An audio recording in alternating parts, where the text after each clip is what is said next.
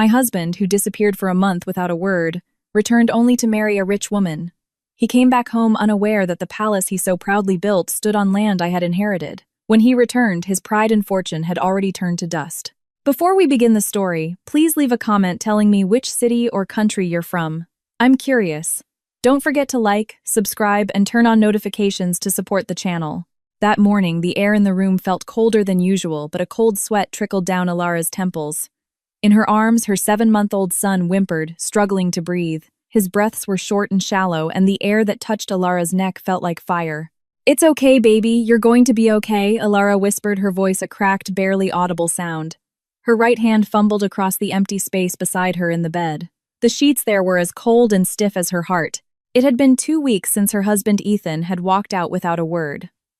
At first, she thought he was just blowing off steam after a minor argument over money for baby formula. But one day turned into 3, and 3 days became 14 days of silence. With a trembling hand, Alara picked up her phone from the nightstand. For the 100th time, she dialed Ethan's number. The result was the same. "The person you are trying to reach is unavailable." The monotonous robotic voice sounded like a mockery. The man who had promised her father he would be her protector had now vanished at the most critical moment when their child was battling a high fever. "Ethan, where are you?" she murmured faintly. Her empty eyes stared at the text message thread where a single undelivered checkmark remained next to her last plea. It was 6 a.m. Sunlight began to seep through the blinds, but it offered no warmth to Alara. She hadn't slept a wink. Her eyes were red and swollen. Just as she managed to lay the crying baby down, a rough knock echoed from outside her bedroom door. "Knock, knock, Alara, get up. Do you have any idea what time it is?" It was Chloe, Ethan's younger sister. She had been mooching off them for the past 6 months. At 22, Chloe had no intention of working, believing that since the house belonged to her brother, she was entitled to enjoy everything it offered. Alara staggered to the door and opened it. "Chloe, please be quiet. The baby just fell asleep. His fever is really high." Chloe stood in the doorway with her arms crossed, a pout on her face.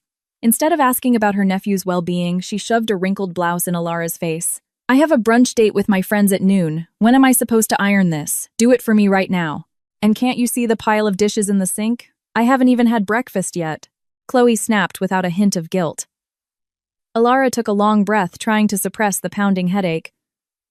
"Chloe, I haven't slept all night. The baby is sick, Ethan still isn't back, and I don't have a single dollar to take him to the doctor. Could you just help me for a little while? Just watch the baby, so I can take a shower and get a cool cloth for him." Chloe scoffed, looking at Alara with the same disdain she'd shown since the day she moved in, as if Alara were nothing more than a maid who had accidentally married her brother. "Oh, Alara, it's normal for babies to get fevers. They get over it. And my brother is out there working hard to provide for you two. He might be too busy to call. He's not like you just sitting at home all day. Now stop making excuses and iron this," Chloe snapped. "I don't want to be embarrassed in front of my friends because of a wrinkled shirt." Alara's heart felt like it was being sliced.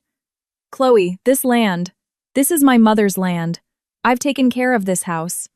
You are a guest here. Could you please show a shred of empathy?" At the mention of her mother's land, Chloe's face hardened.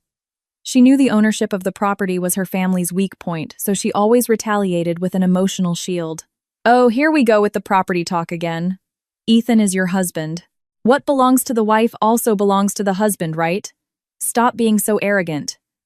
If my brother knew how lazy you've become, he'd want to come home even less." Chloe threw the blouse at Alara's face and stormed off to the kitchen, muttering about how unfortunate her brother was to have such a demanding wife. Alara sank to the cold kitchen floor, staring blankly at the blouse. The tears she had been holding back finally broke free. She felt utterly isolated in her own home. This house built on the land her mother had left her, which should have been her safest haven, now felt like a prison filled with people who didn't want her. She thought of her father, Frank. A man of few words, he had been against her marriage to Ethan from the start. "A man who obeys his mother without question can never be a leader for his wife," was his advice. Alara had ignored it, believing Ethan's love was enough to protect her. Now she was too ashamed to call her father and admit the old man had been right. She rummaged through her pajama pocket and pulled out her wallet. Inside were only 2 $1 bills. The household money Ethan had given her before he left was already spent on baby supplies. Alara felt like a fool. She had let Ethan manage their finances, believing his excuse that he was putting it all into a savings account for their future. Now she had no idea where that savings was. Fear began to curdle into dark suspicion. Why was Chloe so nonchalant? Why hadn't her mother-in-law Brenda ever asked why her son hadn't come home? Alara stood up, ignoring the blouse on the floor. She walked towards Ethan's study, which was always locked. She knew he kept a spare key hidden on the top of the doorframe. With trembling hands, she grabbed the key and opened the door. The room was neat. Too neat. Alara opened the small filing cabinet where Ethan kept important documents. Her heart hammered against her ribs. Ethan's passport was gone. The joint bank account statements were missing. But what made her breath catch was the bottom drawer. A small travel suitcase, the one Ethan always used for short business trips, was supposed to be there. It was gone. Alara collapsed into her husband's office chair. Ethan hadn't left for a spur-of-the-moment business trip. He had planned his departure. He had packed his bags while she was distracted, perhaps while she was busy shopping at the market. A new wave of dread washed over her. This wasn't a simple marital spat. Something much bigger, much darker was being hidden from her. Just then, the baby's cry erupted from the next room louder and sharper than before. It snapped Alara back to reality. She had to act. She couldn't just wait for a man who might never return. Wiping her tears fiercely, she went back to her room, grabbed her phone, and did what she had avoided, out of fear of greater conflict. She sent a message to the family group chat, where Brenda and all of Ethan's siblings were members. Ethan has been gone for over 2 weeks, and he's not answering his phone. The baby is very sick. If Ethan doesn't answer my call within the hour, I'm filing a missing persons report with the police and going to a lawyer with all the evidence I have regarding this property dispute. It was a risky move. She knew her actions would infuriate Brenda and make her position even more precarious. But looking at her baby shivering with fever, she realized that being an obedient wife was just a slow death at the hands of this parasitic family. 2 minutes after she sent the message, her phone vibrated. It wasn't from Ethan. It was a short text from an unknown number, but its content made her blood run cold. If you want to see your husband again, don't make trouble. Stay quiet or you lose everything. Alara stared at the screen with wide eyes. The baby's cries grew louder. The threatening message hung in the air, opening a new chapter in a nightmare that had just begun. The menacing message pulsed on Alara's phone screen, each blink, a silent eye watching the tears stream down her cheeks. Stay quiet, or you lose everything. It wasn't just a threat. It was a chain tightening around her neck. But the moment her feverish baby's tiny fingers curled around her own fear, transformed into a cold, hard fury. She would not be silenced by some nameless coward. If she remained quiet, she would lose the things that mattered most, her sanity and her child's safety. With unsteady hands, Alara bundled the baby in a thick blanket. Her head throbbed from lack of sleep, but she ignored it. She didn't wait the hour she had demanded in the group chat. She couldn't wait another second. With the last of her cash, she called a taxi to her mother-in-law's house. Brenda's home stood proudly in a manicured middle-class neighborhood, a stark contrast to Alara's inner turmoil. As she stepped out of the taxi, Alara nearly stumbled. She walked to the large wooden front door and knocked several times. When the door opened, a perfectly coiffed Brenda appeared, dressed in a silk robe and smelling of strong perfume. She looked Alara up and down with the same contemptuous gaze she'd had since Alara, a mere carpenter's daughter, first entered their family. "What do you think you're doing making a scene in the family chat?" "How embarrassing, Alara." Brenda's voice cut through the air before Alara could even say hello. "Brenda, do you know where Ethan is? Please, the baby is sick. He needs his father." "Ethan hasn't been home in 2 weeks." Alara's voice broke. She tried to step inside, but Brenda blocked the doorway firmly. "I can't blame him for not wanting to be home." "Look at the state of you," Brenda said, her ringed finger pointing at Alara's swollen face. Disheveled, messy, and always whining. A wife should be a sanctuary for her husband, not a burden. If Ethan left, it's because he was sick and tired of looking at your demanding face. The words hit Alara like a hammer. Demanding. What have I ever demanded? I just want him by my side when our child is sick. I don't even know if he's eating or where he's sleeping. Brenda snorted, her eyes glittering with triumph as she watched her daughter-in-law crumble. Ethan is a good son. He's away working day and night to pay off the family debt you racked up with that expensive hospital birth. He didn't want to tell you because he knew you'd worry. But you're just a fundamentally bad wife. Instead of praying for your husband, you threatened to call the police. Are you trying to ruin his future? Alara was speechless. Family debt. Ethan had never mentioned any debt. He had always assured her their finances were stable. But the narrative Brenda was weaving began to chip away at her resolve. Could it be true? Had Ethan left for her sake? Was she so selfish that she hadn't realized her husband's sacrifice? But why is his phone off? Why are his suitcase and passport gone? Alara asked, her voice weakening under the forced guilt. Brenda rolled her eyes. He needs to focus. He's working on a remote site with bad reception. Now go home and stop causing a scene. If you keep this up, I'll tell Ethan to divorce you myself. You're just living in his house. Don't act like you own the place. Slam. The door shut in Alara's face. She stood on the porch, numb, holding her whimpering baby. The words bad wife and ruining his future buzzed in her ears like angry bees. She felt small, helpless, and foolish. In her despair, she began to doubt her own instincts. What if Brenda was right? What if Ethan really was struggling for their sake? But as she walked across Brenda's lawn, she saw a luxury sedan pulling into the driveway of the house next door. The driver was a middle-aged woman from Brenda's church group. She rolled down her window. Alara, dear, is that you? What are you doing here? I thought you'd be at Ethan's event in Northwood, the woman asked, with an innocent, clueless expression. Alara's heart skipped a beat. Event. What event, ma'am? The woman looked flustered, as if she'd just said something she shouldn't have. Oh, well, I overheard Brenda yesterday saying something about Ethan having an opening for his new office or something. She mentioned he has a lot of important events in the city these days. Well, I must be going. The car drove off, leaving Alara in a chilling silence. An office opening. Brenda had said Ethan was suffering at a remote site to pay off debts. But the neighbor had heard of important events and a new office. These two conflicting stories reignited the embers of suspicion in Alara's mind. She didn't go home. She couldn't return to the house with the cold-hearted Chloe. She sat on a bench in a quiet neighborhood park, watching her baby who had cried himself to sleep. Then her eyes fell on a name in her contact list, Jess. Jess was her best friend who worked for a large catering company. Alara remembered ignoring a message from Jess 2 days ago, too busy nursing the baby. She opened the buried text. Alara, you won't believe this, but I was looking at our catering schedule for this weekend and saw a reservation under Ethan's name for an event at the Grand Astoria Ballroom. Is that your Ethan? The menu order is for a wedding reception. Are you guys having a family event or something? Alara's breath hitched. If she contacted Jess, she would be opening a Pandora's box that might destroy her life forever. If she stayed silent, she would remain the deluded bad wife. With a hand that no longer trembled, now fueled by a burgeoning rage instead of fear, Alara typed her reply. Jess, can you send me a picture of the details of that catering reservation? Everything. Including the names of the bride and groom on the order. After hitting send, Alara knew there was no turning back. She had just stopped being a victim and had decided to become a hunter of the truth, even if it meant facing the reality that her husband might have thrown her away like trash. Her phone vibrated. Jess was typing. In the silence of the park, Alara braced herself for the impact that might shatter her world. The phone screen remained lit, the typing indicator pulsing in her chat with Jess.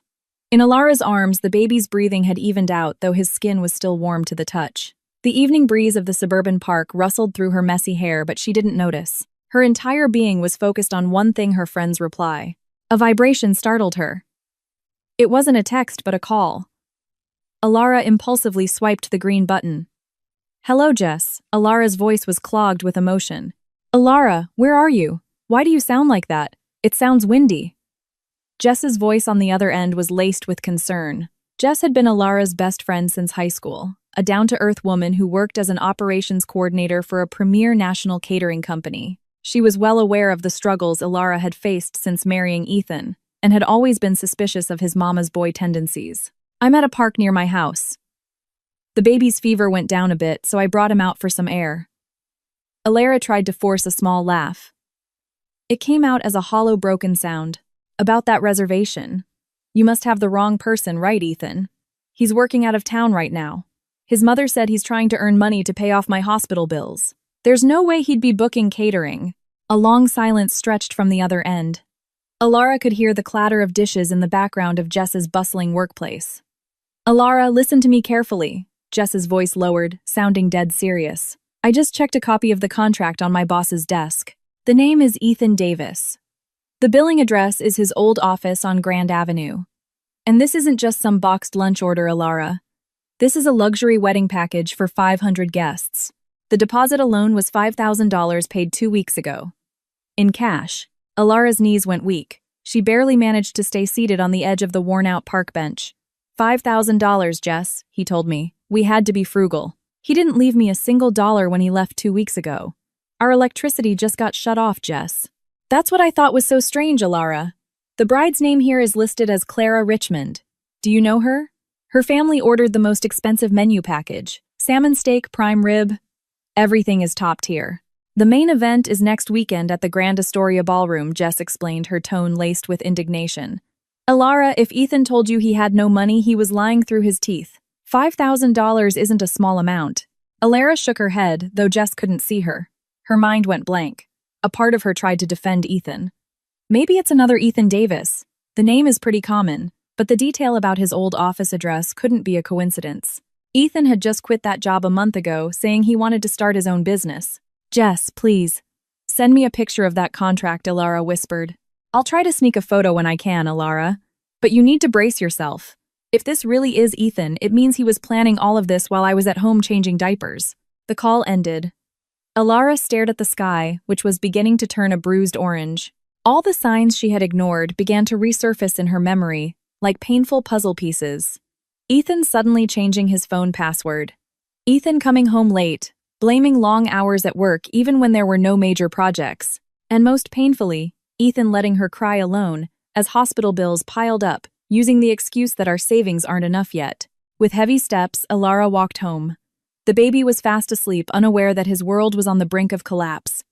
As she entered her yard, a sight made her stomach clench. Her sister-in-law, Chloe, was sitting on the front porch, greedily eating a cake from an expensive department store bakery.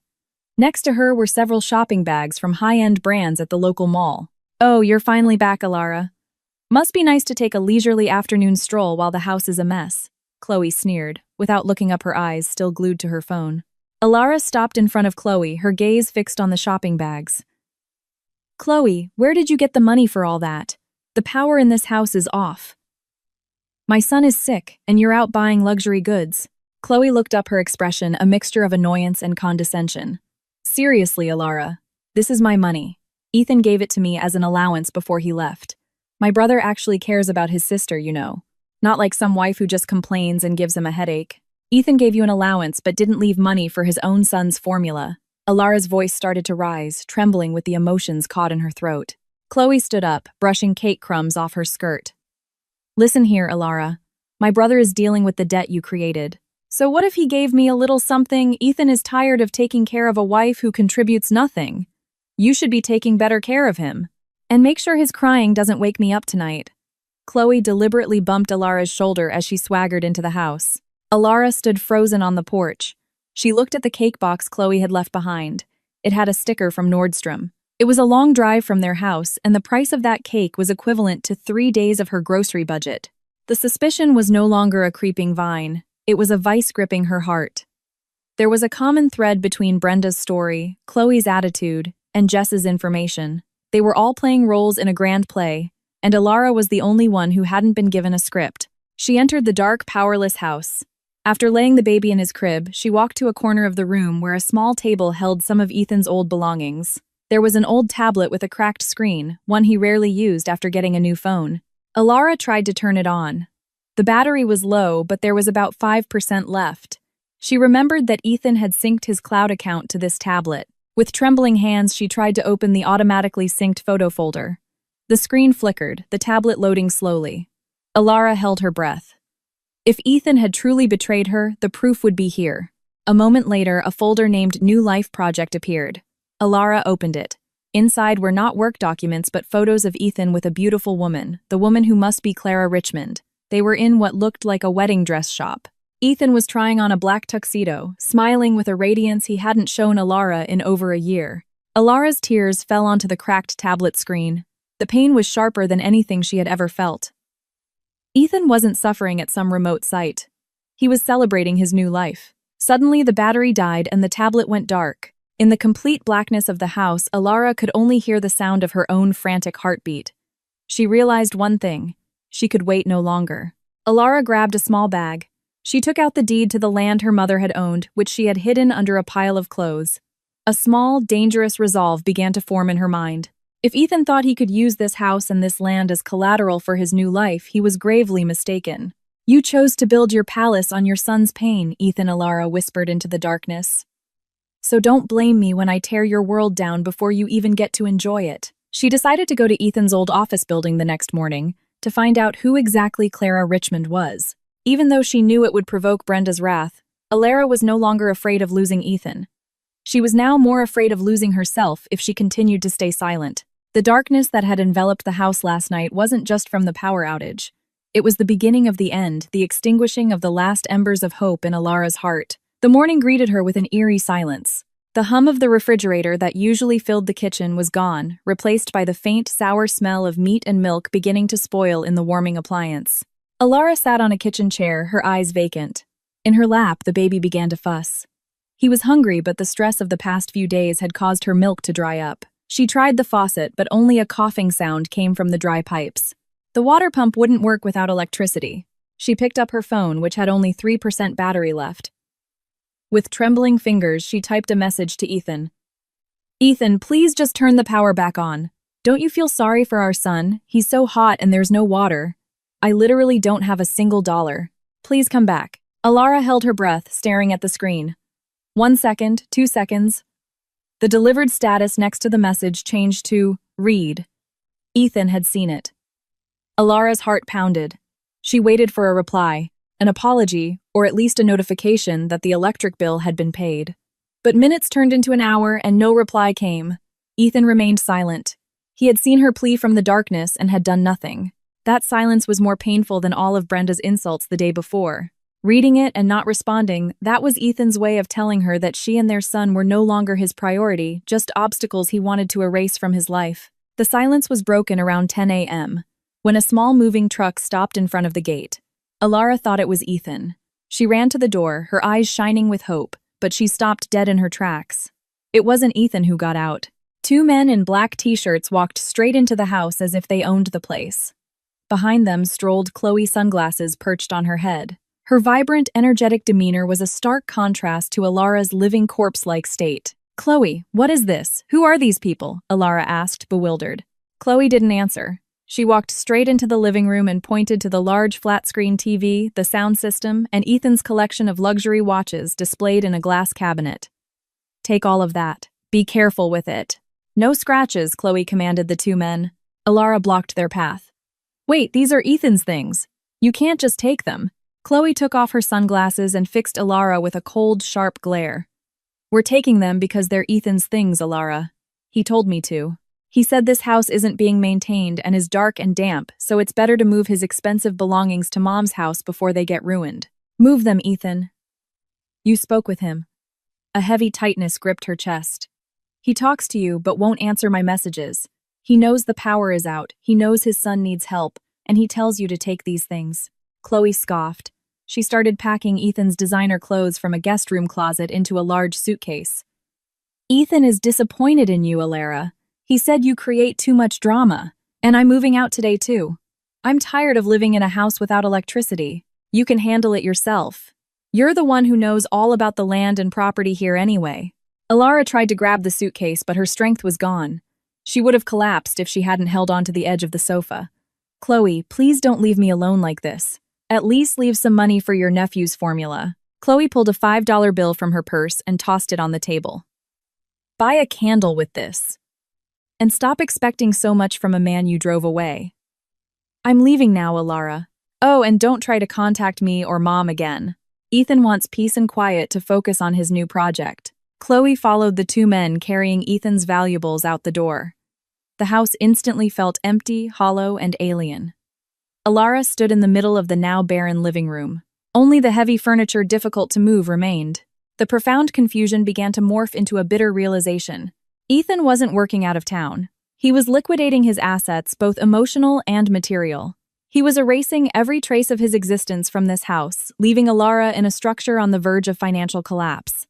Alara stared at the $5 bill on the table. It was the final insult she could bear. Her mind flashed back to her conversation with Jess the night before. A new life project luxury catering the name Clara Richmond. It all made sense now. Ethan wasn't emptying the house to keep his things safe. He was severing his last ties to his past, to Alara and their baby. Alara went to her room and took out the brown envelope containing the deed her father had given her. She looked around.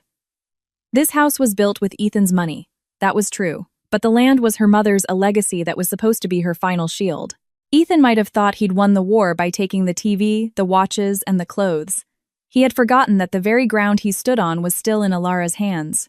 "You want to leave without a trace, Ethan. You want to move on to your luxurious new life," Alara whispered. Her voice was now low and trembling with a newfound resolve. Alara made a small, very dangerous decision. She would no longer send begging messages to Ethan. She picked up her phone and found the contact for Leo, a man who had shown interest in her in the past, and was now a successful contractor in construction and land development. Leo was a man Ethan had always been jealous of because of his solid family background. Alara knew that contacting Leo might create new problems with Brenda and invite condemnation from Ethan's family. But in this dark, empty house, she realized she didn't need a cowardly husband. She needed power to right all these wrongs. "Leo, it's Alara. I need your professional help. I have a building on my property that I want legally and completely cleared. Can we meet?" The message was sent just before her phone battery died completely. In the darkness, Alara hugged her baby tightly. She knew that starting tomorrow, she would no longer be a waiting wife but a landowner who would reclaim her rights down to the very roots. That morning, the air on the porch of Mrs. Gable, the friendly neighborhood busybody, was thick with the humidity of last night's rain. Alara sat hunched over in a plastic chair, her phone plugged into an outlet on the porch wall. With her power completely out since yesterday, she had to rely on a neighbor's kindness to get a charge. Beside her, her baby slept in an old, faded stroller. Alara felt like a fraud. Just yesterday, she was a wife who felt she had everything. Today, she had to beg for electricity to turn on her phone. The dizziness in her head hadn't subsided, and a gnawing hunger began to twist her stomach as she'd only had one meal in the last 24 hours to save money for formula. As soon as the phone screen lit up, a series of vibrations filled her hand. Hundreds of messages, notifications from the family group chat, and missed calls from Jess poured in. But a dark intuition guided her fingers to open her social media app and go straight to the status updates tab. There, a green circle glowed next to Brenda's profile. Alara held her breath, her heart pounding so hard she could feel the ache in her fingertips. She tapped the screen. The first photo appeared an extravagant display of white flowers against a beautifully carved traditional wooden backdrop. The second photo was a plate of the gourmet food Jess had described over the phone. And the third photo was the one that sucked all the oxygen out of Alara's world. It showed a pair of hands exchanging wedding vows. The man's hand was one she knew intimately. There was a small scar on the back of his right hand from a splash of hot oil when he was helping her cook a year ago. That hand was now firmly grasping the hand of another woman. Beside it, a woman's hand adorned with intricate white henna tattoos and a sparkling diamond ring rested delicately. Beneath the photo, Brenda had written a caption in bold, celebratory letters. "Thank you, God, the wedding is finally official. Congratulations, my son. May this be the beginning of your true happiness. I am so proud of you, Ethan." Alara's world didn't crumble slowly. It imploded in an instant, like a building detonated from within. Her vision blurred, and a loud ringing in her ears made even the sound of her suddenly awakened baby's cries seem distant. "Ethan," Alara whispered, her voice like sandpaper on dry wood. "So that's why the suitcase was gone. That's why he took the passport. That's why he had cut off their electricity and let his son suffer through a fever without a care." Ethan wasn't struggling to pay off family debts. He was in the next city over, celebrating a new life with another woman at the very same moment his wife was struggling for a sip of clean water. The pain that washed over her this time was different. If yesterday was confusion and fear, all that remained now was a raw, cold emptiness. She felt like discarded trash, used and thrown away. Ethan and his mother had planned this meticulously, waiting for her to let her guard down before casting her into the darkness. "Alara, dear, what's wrong? You look so pale." Mrs. Gable's voice brought her back to reality. Alara didn't answer. She yanked the charging cable out and, ignoring her neighbor's surprised look, pushed the stroller quickly away. She practically ran back to her silent house. Once inside the dark home, Alara collapsed onto the living room floor. She looked at the walls of the house Ethan had built with such pride. This house, which Ethan always boasted, was a testament to his success, was built on a foundation of lies. And more painfully, he had built it on her mother's land. Alara picked up her phone. A burning rage began to evaporate her tears. She found the number for her father, Frank. "Hello, Dad." Alara's voice was shaky, but there was a hard edge to it. "Alara, what is it you sound out of breath?" Her father's calm voice came from the other end. "Dad, the original deed to this house. You still have it right." There was a brief silence. Frank was a very cautious man. "I do, Alara." "Why?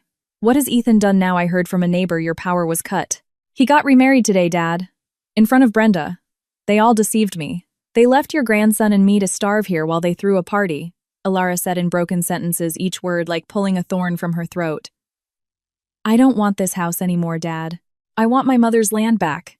"Alara, calm down. Don't be rash. If you want a divorce, we can handle it properly," her father advised. "No, Dad. There's no properly for people who let their own child suffer for their pleasure. They're planning to move in here after the party, Dad," Chloe told me yesterday. "He's going to bring his new wife here," Alara shouted, her voice echoing in the empty room. "I will never let that woman set foot on my mother's land."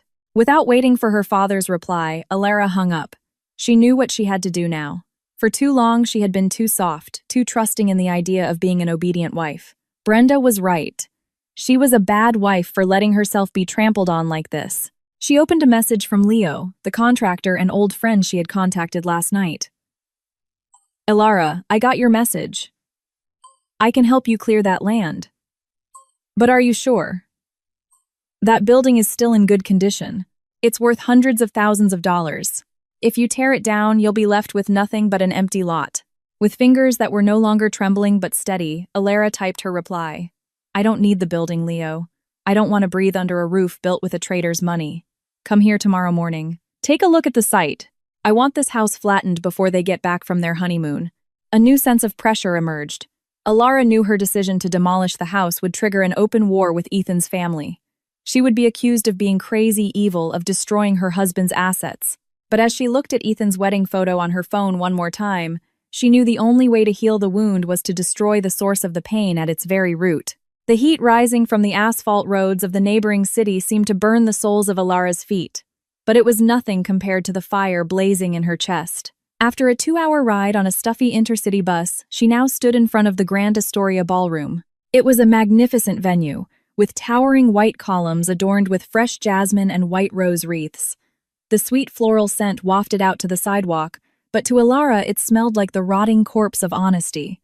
In her arms, the baby began to stir, whimpering at the sound of car horns as luxury vehicles lined up to enter the parking lot. Alara adjusted the baby with a trembling hand. She was wearing the best dress she owned, one she had bought with Ethan 2 years ago for a holiday. But here she felt like a dirty stain on a clean white canvas. "It's okay, baby," she whispered, her voice barely audible over the noise. "We're just here to ask Daddy a question." Alara walked towards the main entrance. But as her foot touched the red carpet of the lobby, 2 burly men in black suits with earpieces blocked her path. One of them, a man with a stern jawline who served as the head of security for the bride. Clara's family eyed Alara with a menacing look. His mission was to ensure no disturbances at the union of 2 prominent families. "Excuse me, ma'am. Do you have an invitation?" he asked in a cold tone that left no room for negotiation. I'm Ethan Davis's wife."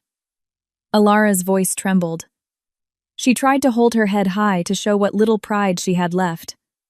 "I just want to talk to my husband for a moment." The head of security and his colleague exchanged a look. A thin, cruel smirk appeared on their lips. "Ma'am, I believe you have the wrong address.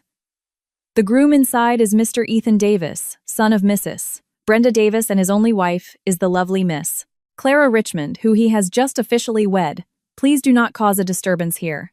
"It's not a lie. This child is the proof," Alara cried out, attracting the attention of several guests who had just stepped out of a limousine.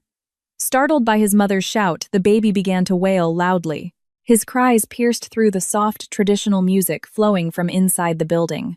"Ma'am, I am asking you politely. Please leave this place now or we will be forced to use physical means," the head of security threatened. He stepped forward, closing the space between them, and forcing Alara to take a few steps back. Just then, the large glass doors of the building opened as several staff members came out to greet VIP guests. Through the gap, Alara saw him. Ethan was there, standing on a high, ornate wedding dais. He was dressed in a very expensive light gray tuxedo. He looked dashing, a completely different person from the Ethan in worn-out shirts who used to come home from work. Their eyes met. Alara felt her heart stop. For 3 seconds, that felt like an eternity. Ethan looked at Alara. He saw his crying child. He saw his wife, a mess of sweat and tears. A flicker of surprise crossed Ethan's eyes, but it was fleeting. Alara opened her mouth to call his name, hoping for a shred of conscience. "Ethan, it's me, your wife. That's your son, he's sick." But Ethan did something more painful than any slap. He took a long breath and deliberately turned his head towards his new wife, the beautiful and elegant-looking Clara. He smiled at her and whispered something that made her laugh softly. It was as if Alara was nothing more than a pile of garbage that had accidentally passed by. Ethan gave a small hand signal to the building security and then stepped back inside the dais, hidden by the decorations. "Mr. Davis says he does not know you." "Now let's go," the security guard said, grabbing Alara's arm roughly. "Let go of me, I can walk on my own," Alara resisted, but the guard's grip was far stronger. She was dragged out of the lobby and pushed onto the sidewalk. Several guests stared at her with disgust, as if she were a beggar trying to ruin a high-society party. Alara fell onto the rough pavement. The baby cried hysterically from the shock. She hugged him tightly, letting her tears wet his tiny cheeks. An overwhelming sense of shame crushed her. She felt so miserable, so degraded. Ethan had not only betrayed her, he had publicly discarded her identity as his wife. His dismissal was the final answer. There was no more room for discussion, no more explanations about the family debt Brenda had fabricated. Ethan had chosen his world, and that world did not include Alara or their child. Alara stood up on still shaky legs. She gave the grand building one last look. Inside, they were laughing at her pain. They were planning to return to her house after this party, the house on her mother's land. "You think you can bring that woman into my house, Ethan," Alara whispered. Her voice was now cold and monotonous. The grief had evaporated, replaced by a frightening resolve. Alara rummaged through her bag and pulled out her nearly dead phone. She didn't call Ethan. She called Leo. "Leo, it's me. How long did you say it would take to flatten that building?" "A few hours, once the equipment is on site, Alara." "But are you serious? That's a huge asset." Leo's voice sounded hesitant on the other end. "Do it now. Bring the equipment tomorrow morning. I'll give you written permission as the landowner. I don't want them to find a single wall standing when they get back from here." Alara's eyes glinted sharply. The decision was incredibly risky. Legally, she could be sued for destroying her husband's property. But mentally, Alara knew that leaving the house intact was letting Ethan win. She would rather go to jail than watch Ethan and his new wife sleep under a roof she had nurtured with her own sweat and tears. That night, Alara didn't go home to cry.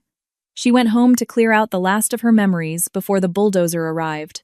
Alara's steps felt as heavy as lead as she walked the familiar path to her childhood home. The smell of damp earth and the fragrance of the plumeria tree by the old wooden gate greeted her stirring memories of a time when her life was as simple as chasing kites instead of being haunted by the bitter reality of betrayal. In her arms, the baby, exhausted from crying, was sound asleep, but his breathing was still ragged, a lingering trace of his fever. "Dad," Alara said in a barely audible voice as she knocked on the solid wood door. The door opened to reveal a middle-aged man in a plain t-shirt and work pants. Frank, Alara's father, stood frozen.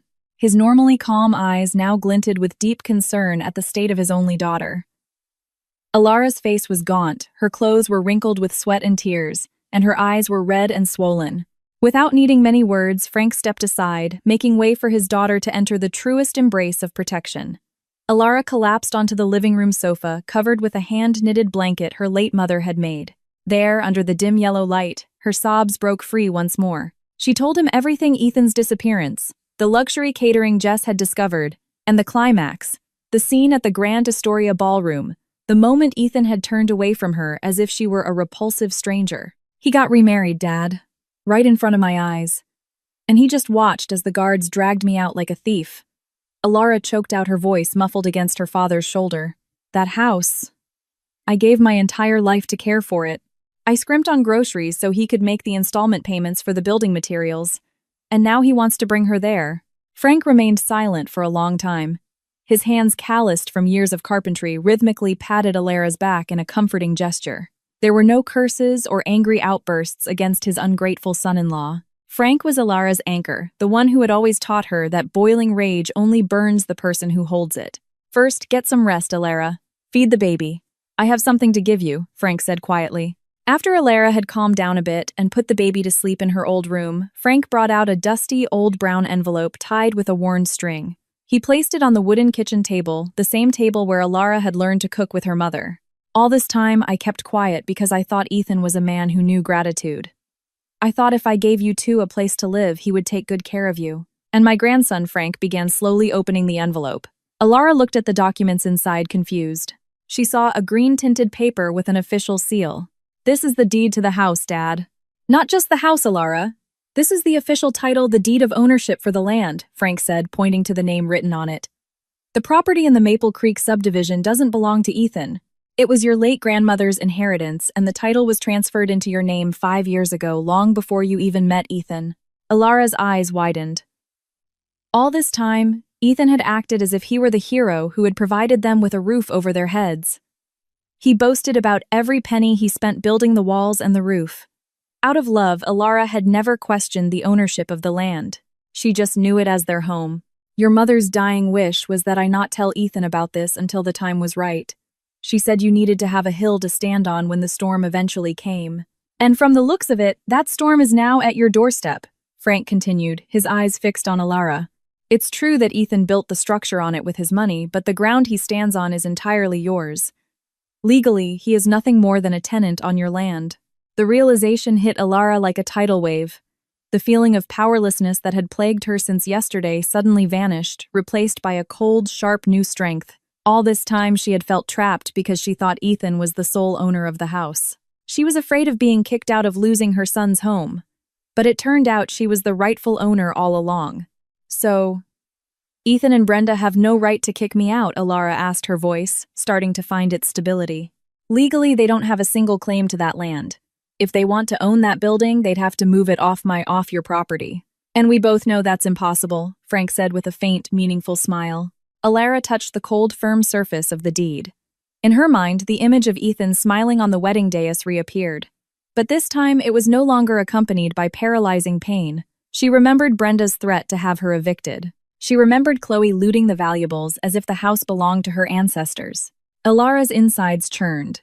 She was torn between a desire for revenge and a wish to end everything quietly.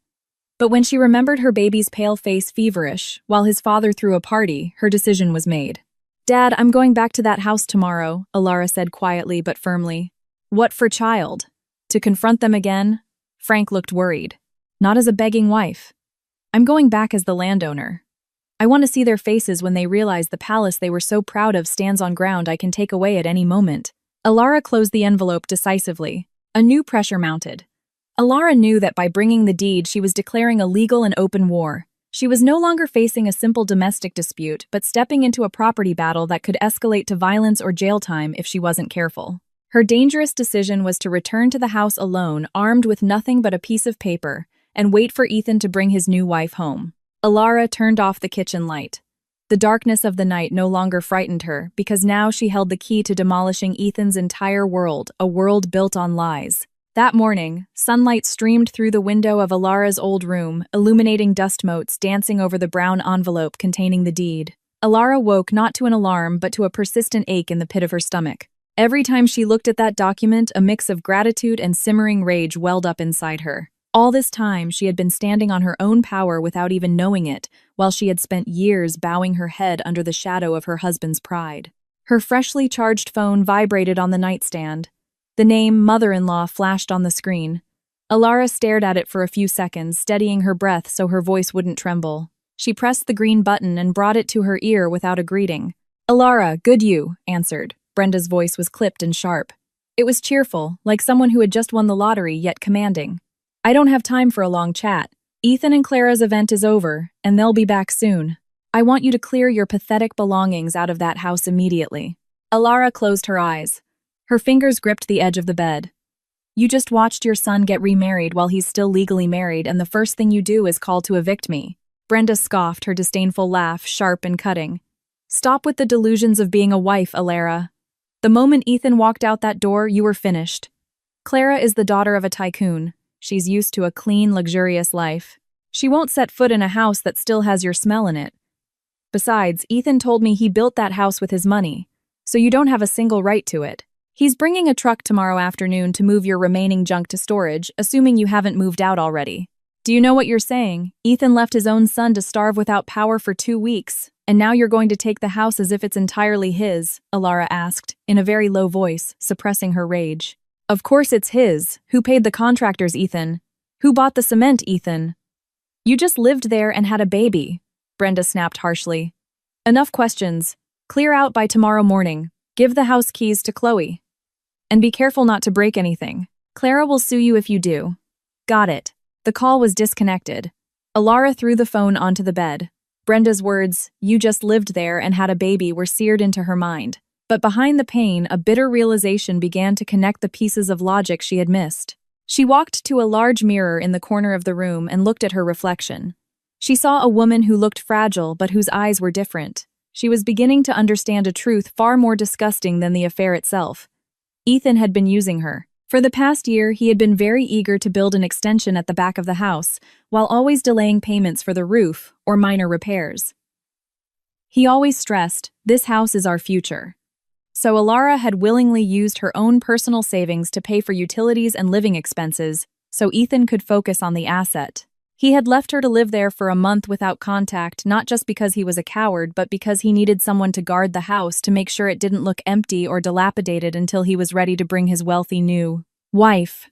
"I was just a free property manager to you, wasn't I, Ethan?" Alara whispered to her reflection. "You let me suffer in the dark while you enjoyed your party. And now you think you can kick me off my own mother's land." Alara's trampled self-respect seemed to rise up. She was no longer the woman who cried and begged for her husband to come back. She realized she held the key to his destruction, something he couldn't even imagine. Ethan might feel he owned the walls, the roof, the floors of that house. But he had forgotten that without the land beneath it, the building was nothing more than an illegal pile of materials. Alara left the room and found Frank in the living room holding his grandson. He looked at her with questioning eyes. "Dad, I'm going to that house now," Alara said firmly. "Alara, did your mother-in-law call again?" Frank looked worried. "He's bringing his new bride there tomorrow afternoon and told me to move out." "They think they can just throw me out," Alara said, grabbing her bag and putting the envelope with the deed inside. "I'm not clearing out of that house, Dad. I'm going to clear Ethan's life out of it." "Be careful, daughter. Ethan can get rough and bring people when he feels his possessions are threatened," Frank warned. "I don't care, Dad. He had the courage to trample on me because I was afraid of losing him. Now I have nothing to lose.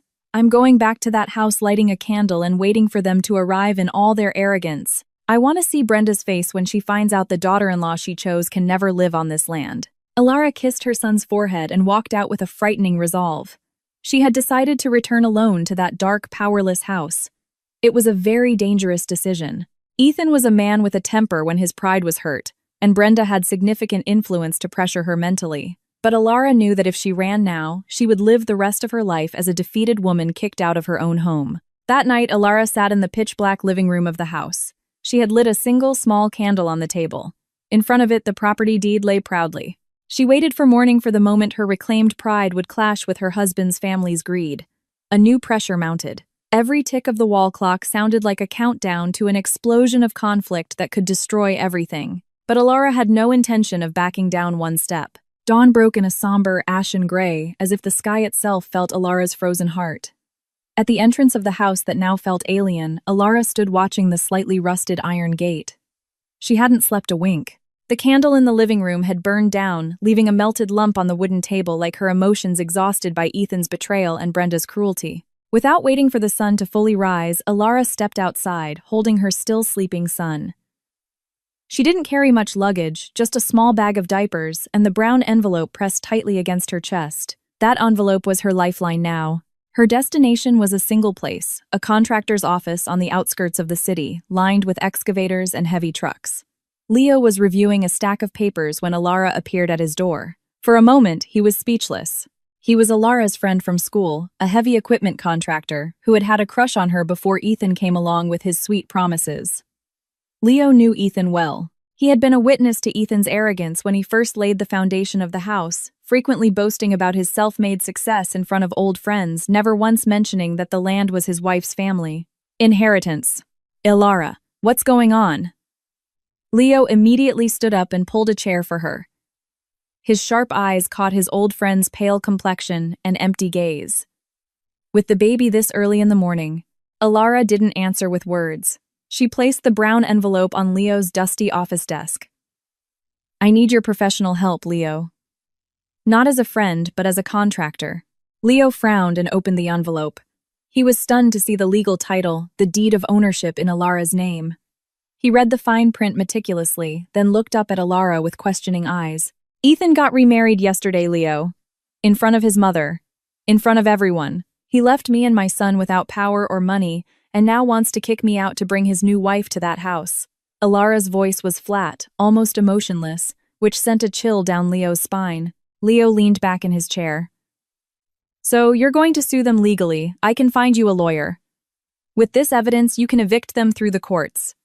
But it will take time, Alara. Months, maybe even a year. I don't have a year, Leo. I don't even have another minute to watch them breathe under a roof that stands on my mother's land, Alara cut in sharply. Her eyes were fixed on the yellow bulldozers parked in the yard. I want that house level with the ground. Tomorrow. A momentary silence filled the room. Leo took a long breath, trying to process the frantic words he had just heard. As a contractor, he knew the legal ramifications. The land was Alara's, but the building was constructed with Ethan's money. Demolishing it without a court order was an extreme act that could send Alara to jail for destruction of property. Alara, listen. Legally, that building is an asset. Even if it's on your land, it has a separate ownership title. If you tear it down now, Ethan can report you to the police. Leo tried to be the voice of reason, but he saw the unwavering light in Alara's eyes. An asset, Alara laughed hollowly. It was a painful sound. He built those walls with the money he should have spent on his son's formula, Leo. He made me pinch every penny for 2 years so he could build for the future. Turns out that future wasn't for me. It was for the rich woman he married yesterday. Alara leaned forward, fixing him with an intensity he couldn't look away from. I don't need the building. I don't need damages. I want him to feel what it's like to lose everything in an instant. The same way I felt when I saw his mother's social media post yesterday. You're my friend, Leo. You know how Ethan always looked down on me because I was just a carpenter's daughter. I want to show him that a carpenter can build but a landowner can destroy. Leo was silent. He was torn. On one hand, he wanted to protect Alara from the pitfalls of the law. On the other, he was fed up with Ethan, who had always been known for his cunning nature. Leo remembered clearly how Ethan had mocked him when Alara chose Ethan over him, saying, Alara needed a successful man who could build her a palace, not a rough contractor like him. Are you sure, Alara? The moment my heavy machinery touches those walls, there's no going back. You'll be facing their entire family, the police, and maybe even public condemnation, Leo asked for confirmation. I've already lost everything, Leo. My dignity was trampled in front of the Grand Astoria ballroom yesterday. Jail is nothing compared to having to watch my husband sleep with another woman on my mother's land, Alara replied firmly. Leo finally nodded slowly. He took out a work order form. All right. I'll prepare an excavator and a crew, but you have to sign a statement of absolute liability. If any legal issues arise later, you as the landowner, who gave the order, will have to bear the consequences. Alara took the pen and signed without a moment's hesitation. Her fingers were steady, no longer trembling with fear. When are they scheduled to arrive at the house? Leo asked, organizing the papers. Chloe said they'll arrive tomorrow afternoon after a short honeymoon in the next city over. I want the only thing they see when they get out of their car to be a pile of rubble, Alara said. Leo looked at Alara with a mix of pity and awe. I'll start moving the equipment tonight, Alara. We'll do it quietly so no one can call the police before it's all flattened. But you know, after this, your life will never be the same. Alara stood up, her back straight, holding her baby. My life was already ruined 2 weeks ago, Leo. Now it's their turn to feel the same destruction. Alara left Leo's office. A new weight settled in her mind. She had just signed a document that could send her behind bars. She was gambling her freedom for the most extreme form of revenge. But as she kissed her son's forehead, a kind of cold calm washed over her soul. She no longer cared about the consequences. Because for her, true justice wasn't always found in a courtroom, but sometimes it was found in the steel tracks of a bulldozer, ready to demolish Ethan's lies. That night, the sky over the Maple Creek subdivision was as dark as spilled black ink without a single star. Alara stood in the middle of the dark living room. The only light came from the streetlights filtering through the curtainless windows. The thrill of her decision at Leo's office still lingered in her chest, but now it was mixed with a suffocating tightness.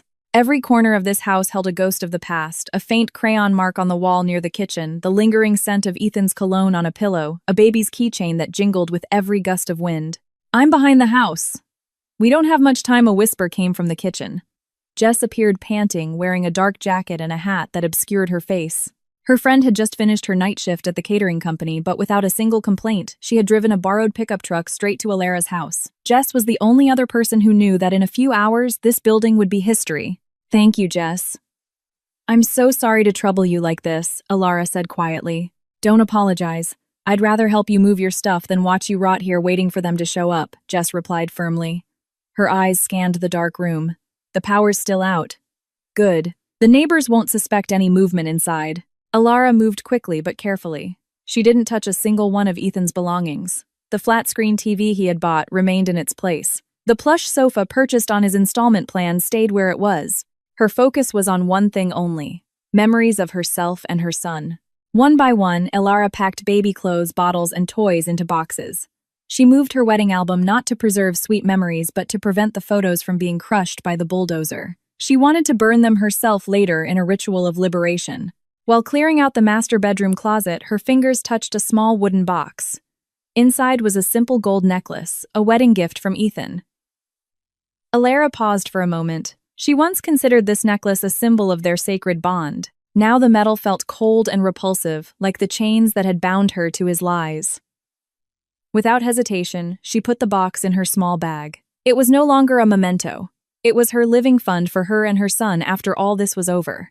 "Alara, look at this!" Jess suddenly pointed towards the brightly lit front porch light. Alara was startled.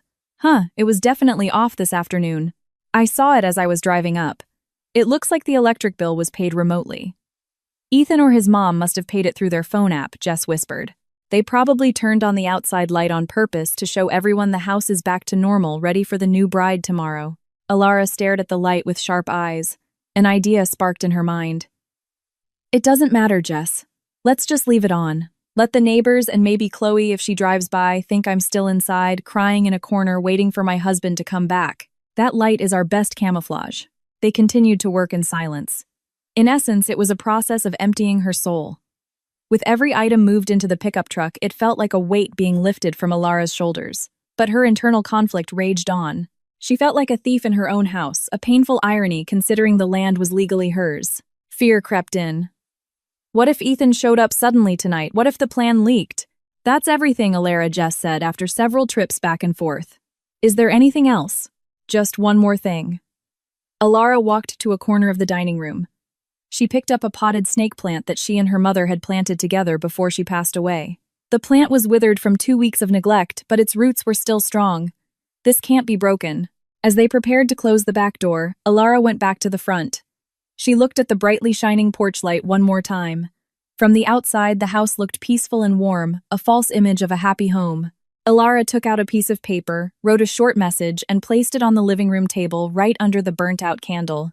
"I hope this light is bright enough to guide you on your way back to the ruins, Ethan." Alara closed and locked the door. She handed the key to Jess to hold for now. Her steps towards the pickup truck were light, but her heart was pounding like a war drum. She had just left the place she called home for the last 3 years, intact for the last time. "To your dad's now?" Jess asked as she started the engine. "Yes, and then I have to call Leo. I need to make sure the heavy equipment enters this neighborhood at 5 a.m. sharp before the residents are awake enough to react." Alara replied, her voice no longer trembling. Jess looked at her friend with a mix of fear and admiration. "You're really going to do it, Alara. You're going to tear it all down.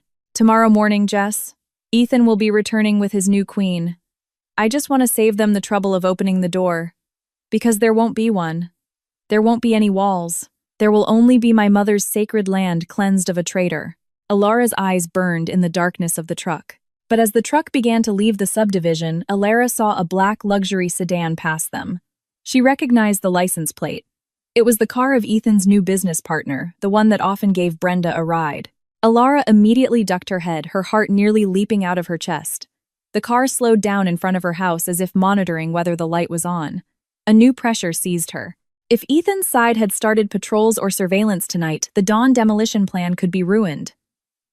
Alara realized she was playing with fire and time.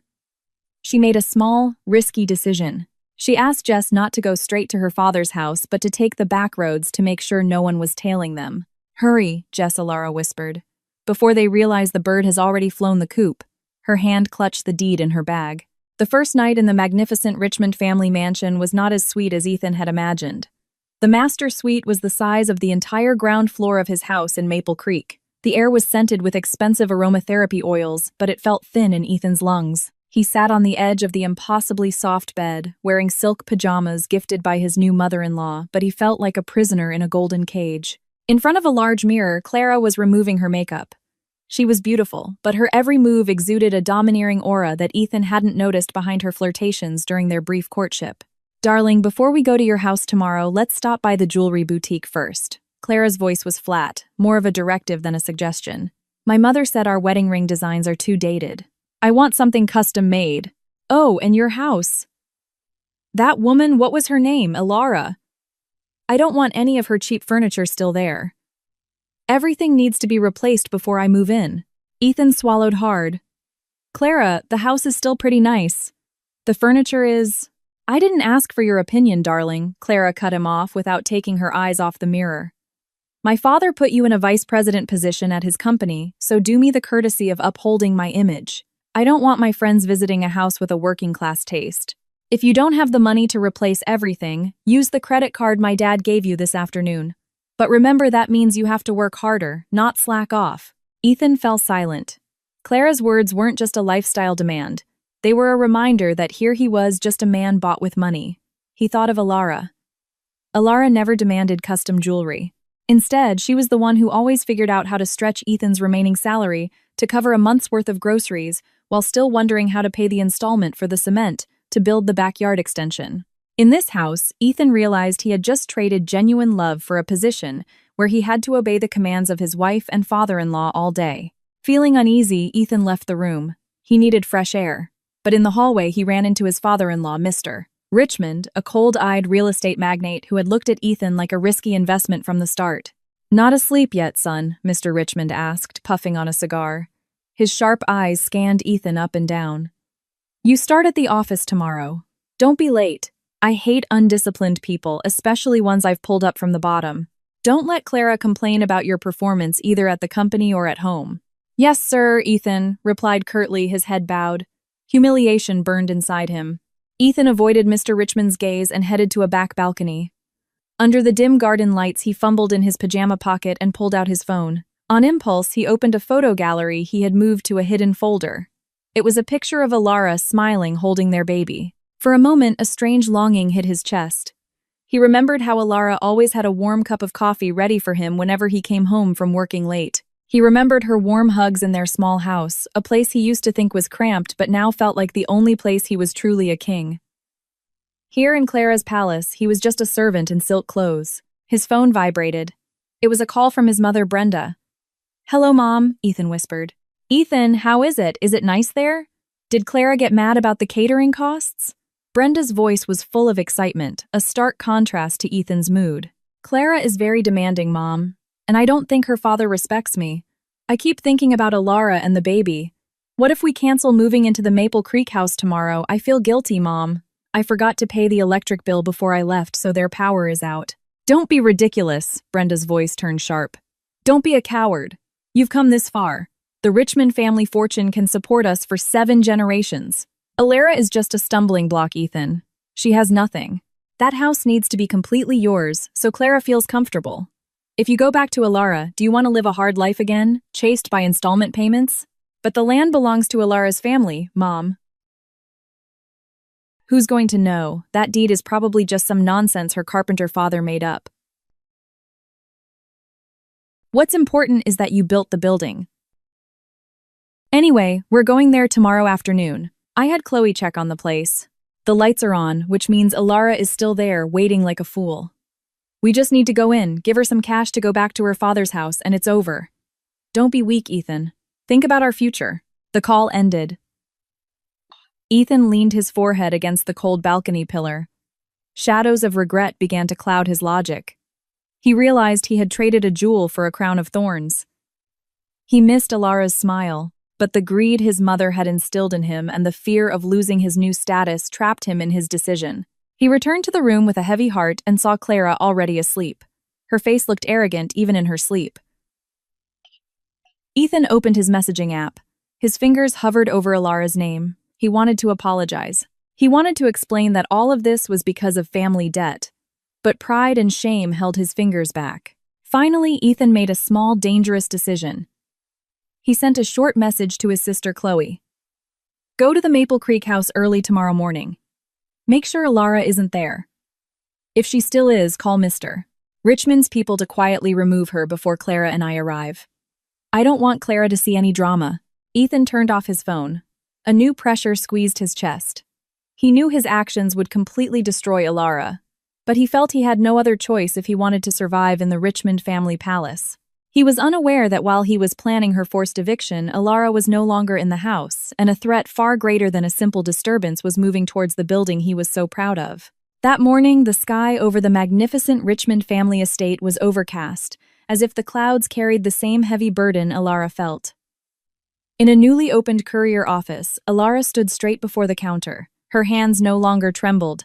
Under the flickering fluorescent lights, she handed over a thick yellow envelope containing a notice of land eviction and building demolition. This wasn't just a threat. It was a legal procedure Leo had advised her to follow to leave a paper trail, giving Ethan one last chance. Please make sure this arrives at this address before 10 a.m., Sir Alara told the courier staff. Her voice sounded foreign even to her own ears, cold, dry, and merciless. It's extremely urgent. After paying for express delivery, Alara left the office and breathed in the humid morning air. Her mind was now at a strange crossroads. A part of her hoped Ethan would call after reading the letter, apologize, or at least show a sliver of humanity by acknowledging that the land truly belonged to her family. But the other part of her, the part that had been shattered in front of the Grand Astoria ballroom, no longer cared. At 9:30 a.m., a courier motorcycle stopped in front of the high gates of Clara's house. Chloe, who was just leaving to buy a fancy breakfast nearby, intercepted the rider, her face scrunched in a frown. Ethan's order from last night to clean out Alara from the Maple Creek house still weighed on her. This is for Mr. Ethan Davis, the rider said. Chloe snatched the envelope rudely. I'm his sister. Give it to me. I'll give it to him.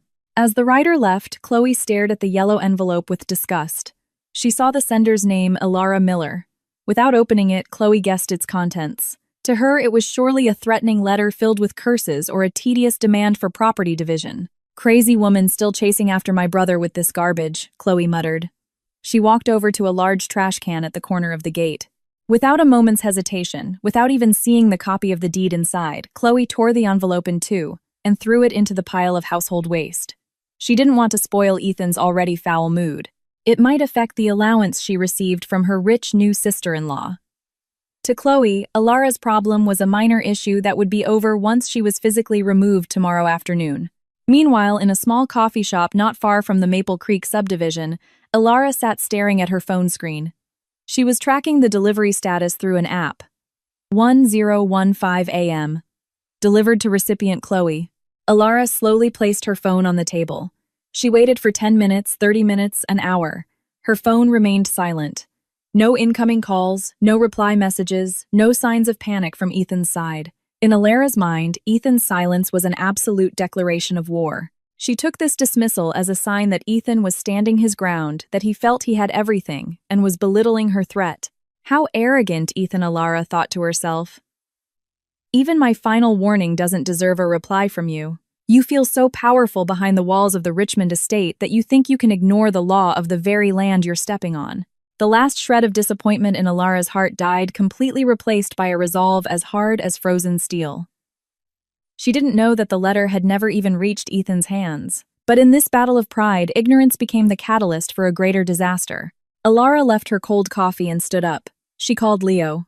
Leo, it's time. They received the letter an hour ago, and there's no response. He's testing me, Alara said, her voice now as steady as the ticking of a clock. Are you sure, Alara? This is a big deal. The moment the heavy equipment comes off the truck, the residents will start gathering. Leo's voice sounded heavy on the other end. Do it, Leo. Now. I'm already near the site. I want everything finished before sunset. Alara walked towards her house. In the distance, she could see a large truck carrying an excavator turning into the main gate of the Maple Creek subdivision. The loud roar of its diesel engine shattered the usual quiet of the neighborhood. A few neighbors came out of their houses, staring at the intimidating heavy machinery with curious eyes. Alara stood on the sidewalk in front of her own house. She looked at the home she had called heaven for the past 3 years. She saw the window of the baby's room. She saw the door she used to open with a smile every time Ethan came home. Suddenly, a wave of extreme hesitation washed over her. This was the house where her son was born. This was as far as she knew the fruit of Ethan's hard-earned sweat. Even though he had ultimately betrayed her, demolishing this house meant destroying the physical evidence of her own life's history. But just as her hesitation peaked, a message arrived on her phone. It wasn't from Ethan, but from an unknown number. Alara Miller, this is Clara. Stop sending garbage letters to my parents. Ethan told me all about how greedy you are. We're coming there this afternoon and I don't want to see any of your cheap things still in the house. Get a grip. You've already lost. Alara squeezed her eyes shut. Clara's message was like pouring gasoline on the fire in her heart.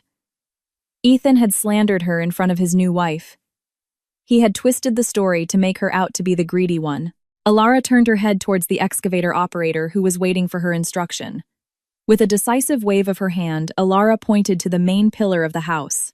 Begin. Alara's command was short. The steel teeth of the excavator lifted, glinting under the darkening clouds. As the sound of the first impact against the living room wall echoed, a new pressure washed over Alara, the sound of cracking concrete like the snapping of bones. She had just made the most dangerous decision of her life, destroying her husband's property without a court order. It was an act that could make her lose custody of her child if Ethan painted her as an unstable mother. But as the first cloud of dust began to rise, Alara just stared straight ahead. She would not run. She would wait right there on those ruins, until Ethan came this afternoon to see his palace of lies reduced to rubble. Cement dust billowed high, mixing with the humid air and making it hard to breathe. Alara stood just a few meters away where the excavator's steel arm barely missed her. Her feet were planted firmly on the asphalt, which began to vibrate. Every thud of steel against the living room wall sounded like a clap of thunder shattering the peace of the Maple Creek subdivision. In her mind, the sound of cracking concrete was a symphony of liberation, though her heart still felt like it was being squeezed by an invisible hand. Residents began to gather. Women who were shopping at the mobile vegetable stand stopped in their tracks, mouths agape. Men, who were warming up their cars, emerged from their garages with puzzled faces. They knew Alara as the quiet wife, the one who always kept her head down when she walked. Seeing her there, commanding the destruction of her own home, was a scene beyond comprehension.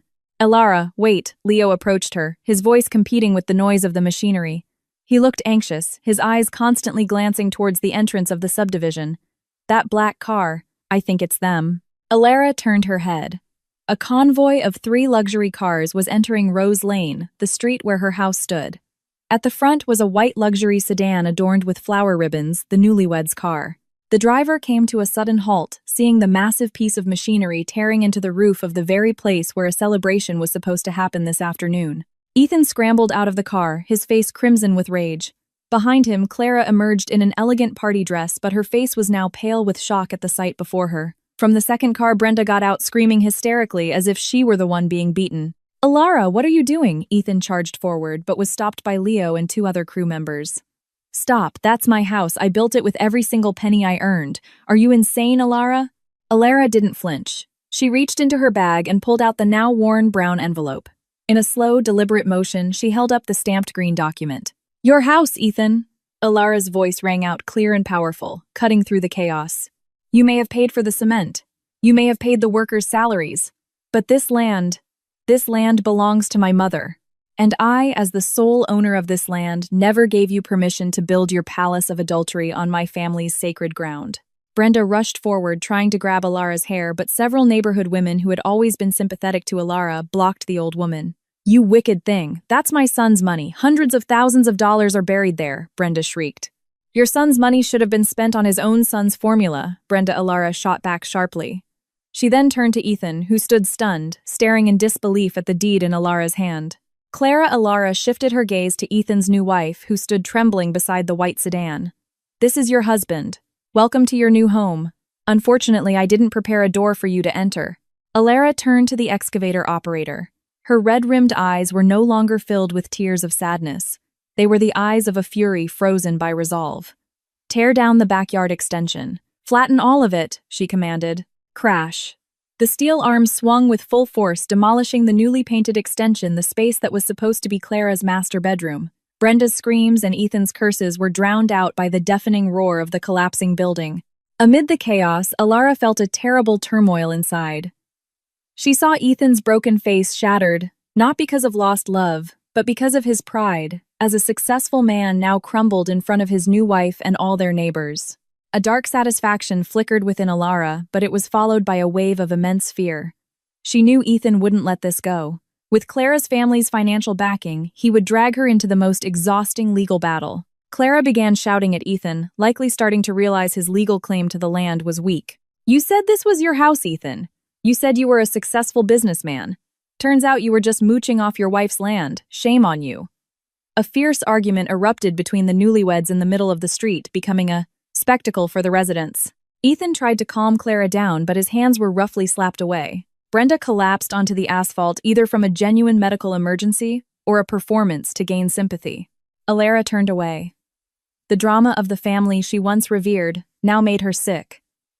She looked at the scattered rubble of her former home. The memories of the nights she waited for Ethan to return, the memory of bringing her baby home for the first time, all were now buried under chunks of concrete. "Stop," Leo Alara whispered to him. "Let's leave part of the front wall standing as a warning. The police will be here soon." Someone definitely called them Leo, warned hearing the faint sound of sirens in the distance. Alara took a long, deep breath. She knew she had won the moral and mental battle, but legally the storm was just beginning. She had destroyed her husband's asset worth hundreds of thousands of dollars. As police cars began to enter the subdivision, Ethan pointed a trembling finger at Alara. "You're going to rot in jail for this, Alara, and I'll take custody of our child because you're insane." Ethan's threat of a custody battle made Alara's heart sink. It was the only weakness she had left. In a wave of rising panic, Alara made a small, very dangerous decision. She wouldn't be arrested there meekly. "Leo, get me out of here through the back roads now," Alara whispered. As the police officers began to get out of their cars, Alara slipped through the crowd of residents. She had the deed, but she realized that from this moment on she was a fugitive. She had just demolished her house, and now she might have just demolished the bridge to her son's future as well. The airborne cement dust began to settle, covering the asphalt surface with a thin layer of gray. The excavator fell silent, and in its place was a quiet, more chilling than the earlier sounds of crashing concrete. In the middle of the still warm rubble, Alara stood. She hadn't run through the back roads as she'd planned. A strange force held her feet to the ground. She realized that fleeing would only justify the accusations of wrongdoing. She wanted to witness the destruction firsthand, the fall of the pride of a man who had destroyed her life. Ethan stumbled through the crowd of onlookers. His expensive tuxedo was now stained with dust.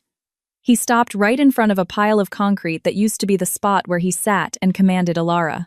His mouth hung open, his eyes wide as he stared at the rebar jutting out from the ruins. "My house."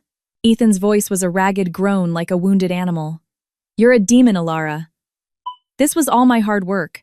Every single penny I saved from working overtime, every loan I took out in my name. You flattened it in an instant." Ethan turned and lunged, but Leo quickly stepped in front of Alara, becoming a human shield. The watching residents began to murmur. Several were recording the scene on their phones. "Stop it, Ethan," a sharp voice halted his movement. Clara Richmond stepped forward. Her beautiful dress was a stark contrast to the dirty rubble behind her. Her usually arrogant face was now filled with a different kind of fury, the fury of someone who feels utterly deceived. Behind her, Brenda, who had apparently fainted earlier, stood supported by Chloe, her face pale as she looked at the pile of scrap that was supposed to be her future investment. "So this is the house you were so proud of," Clara pointed a trembling finger at the ruins. "This is the luxurious home you said you owned. Turns out your wife had to demolish it herself, because you have no rights to this land." "Clara, listen, this is just a misunderstanding. Alara is crazy." "I am not crazy, Clara," Alara cut in with deadly calm. She stepped out from behind Leo and walked until she was only a few feet away from Ethan and Clara. She no longer held any fear. She was armed with the sharp truth. Alara reached into her bag. She pulled out 2 envelopes.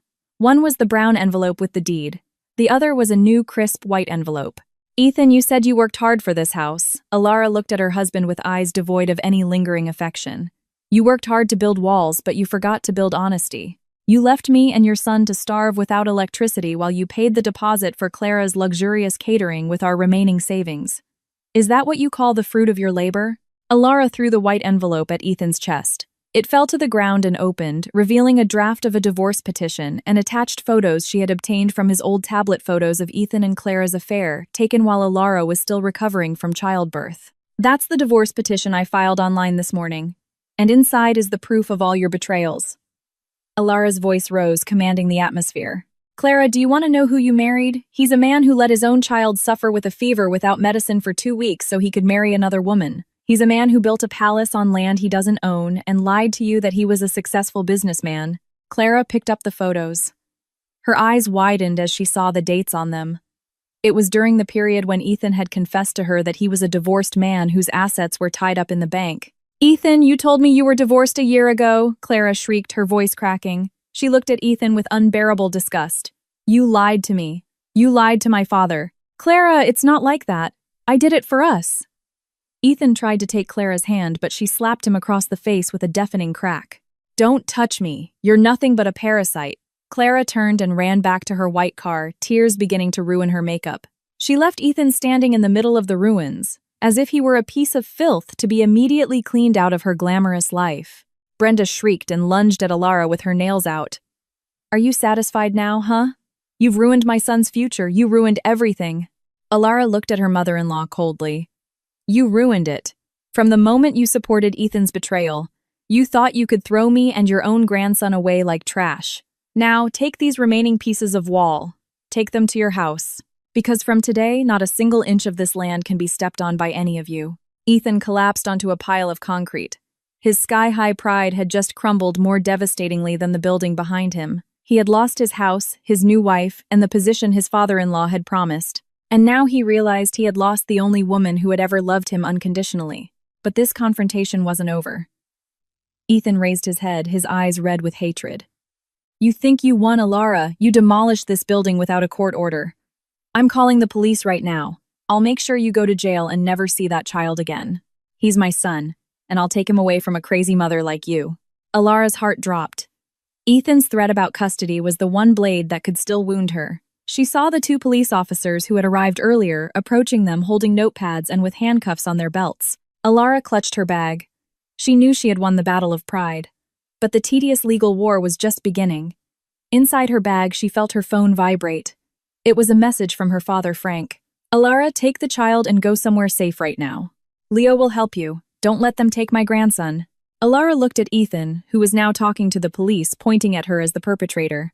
A new pressure crushed her. She had flattened her home, and now she had to be prepared to lose her freedom or even her child if she didn't act immediately.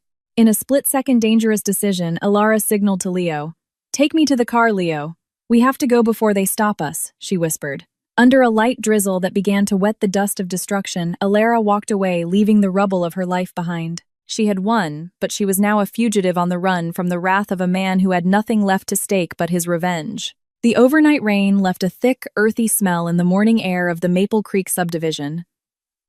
Alara stood at the edge of Rose Lane, gazing at the now flattened patch of land, nothing but packed red dirt. There were no more crooked walls, no protruding concrete debris. Leo had completed his task perfectly. He had wiped away every trace of Ethan's palace down to the last brick.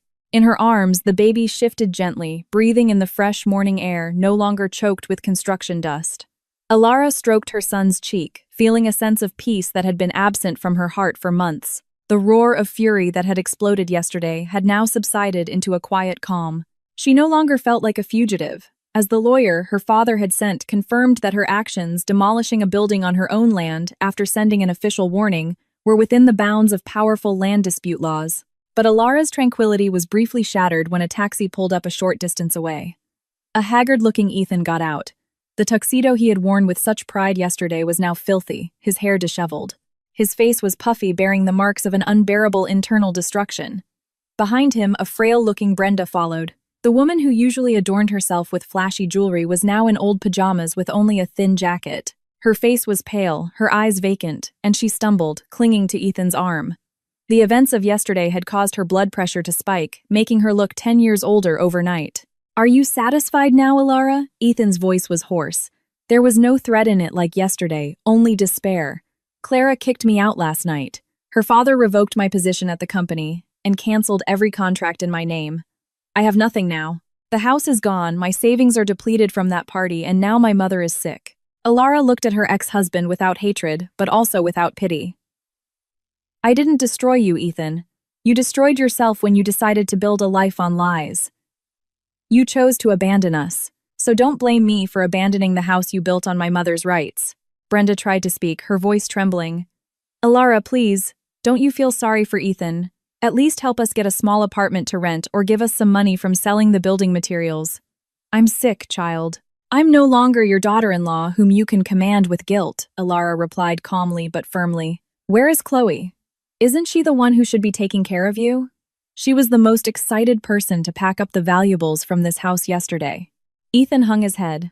"Chloe went to a friend's house. She said she doesn't want to suffer. She said she's embarrassed to have a swindler for a brother." A bitter smile touched Alara's lips. This was the culmination of it all. Ethan, who had worshipped wealth and status, was now abandoned by the very people he had pampered with, the money he gained by oppressing Alara. His new wife had cast him out as a burden. His sister had left him when he was no longer useful. And his mother now served as a permanent reminder of the failure of the misguided values she herself had instilled. Ethan looked at the empty lot with vacant eyes. "I'm going to sue for custody, Alara. I'm still that baby's father." "Go ahead, Ethan." Alara met his gaze without fear. "Tell the judge that you let your own child starve without electricity for 2 weeks so you could marry another woman. Tell him you have no house and no job to support him. If you think that will help you win, by all means do it." Ethan was speechless. He knew he was utterly defeated. He was a fraud in the eyes of the Richmond family, a drifter. And now he was no better than a homeless man in front of the woman he once considered weak. An hour later, Leo arrived with a neatly dressed, middle-aged man. He introduced himself as Mr. Peterson, a local real estate developer. Mr. Peterson had long been eyeing this plot of land to build a commercial building due to its strategic location. "The paperwork for this land is very clean, Mr. Peterson," Leo said, handing him Alara's green envelope. "The owner wishes for this transaction to be concluded as quickly as possible." Alara watched as Mr. Peterson surveyed the boundaries of the land. In her mind, a whisper questioned whether it was right to sell her mother's inheritance. This land was the only physical connection she had to her late mother, but she knew that keeping it would only keep her tied to the bad memories of Ethan. Every clod of this earth was tainted with betrayal. "I agree to the price you've offered, Miss Miller," Mr. Peterson said, shaking Alara's hand. "It's a prime location. We'll prepare the documents this afternoon." Alara nodded firmly. The decision was made. She would sell this land. With the proceeds, she would buy a small house near her father's, save for her son's education, and maybe start a small catering business with Jess. She didn't need a palace built on lies. She just needed a home built on honesty. While Mr. Peterson and Leo began their technical discussions, Alara walked to the center of the empty lot. She crouched down and touched the damp red earth. "Mom, I'm sorry for selling this land," her heart spoke to her mother's memory. "But I don't want to grow in a field of thorns. I want to take your grandson to a place where he can be proud of his mother." She took a handful of soil, put it in a small jar to keep as a memento, and stood up straight. She saw Ethan and Brenda still sitting on the curb, waiting for a taxi that might never come, heading towards an uncertain future. They looked like fading shadows of the past. Alara walked to Leo's car where Jess was already waiting, waving cheerfully. "Is it over, Alara?" Jess asked softly. "Yes, Jess. It's all flattened.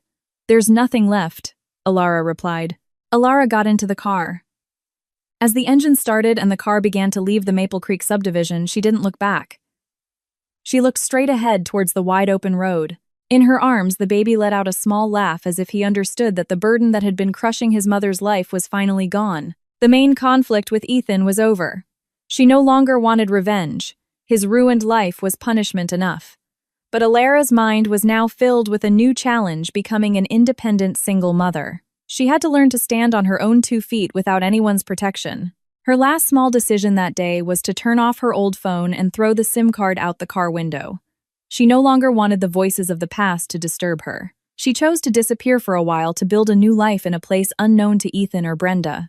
The financial risks and the challenges of raising a child alone now lay before her. But for the first time in a very long time, Elara felt truly free. On the empty land she left behind, only silence remained. And in her heart, a new clean page was opened, ready to be filled with the story of a woman's strength, rising from the rubble of betrayal. There is one valuable lesson we can learn together. Never be afraid to tear down a magnificent palace if its foundation is built on lies. Because it is better to stand on empty ground with your pride than to live in a luxurious building while being mentally imprisoned. True strength is not about how much we can endure in pain, but about the courage to say enough and reclaim our rights. May Elara's story remind us that no storm, no matter how fierce, can sink those whose roots are planted in strong self-worth. Thank you for faithfully following this drama to its final chapter. Be brave people who stand firm on the truth. See you again in our next passionate work.